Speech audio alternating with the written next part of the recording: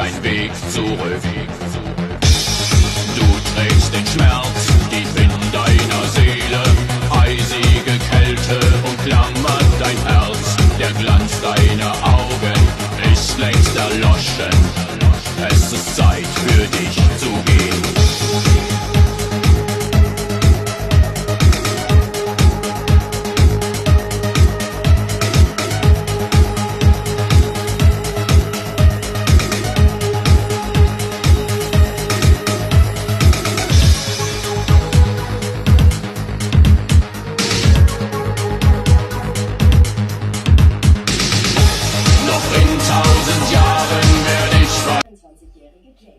Ihr Problem kam wie aus dem Nichts.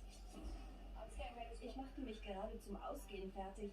Da entdeckte ich auf einmal so merkwürdige Flecken an meinen Beinen. Die waren plötzlich da. Darf ich? Und wie geht's Ihnen sonst? Fühlen Sie sich krank? Nein. Das sind ja richtige Blutergüsse. Die sind also einfach aufgetaucht, ohne dass Sie sich gestoßen haben? Das sind definitiv Blutungen unter der Haut. Diese kleinen Pünktchen hier nennt man Petechiel. Auf der anderen Seite sind auch welche. Blutergüsse entstehen durch geplatzte Blutgefäße unter der Haut und färben sie lila. Ein Bluterguss ohne erkennbare Ursache kann jedoch auf eine innere Blutung oder auf Nierenprobleme hinweisen.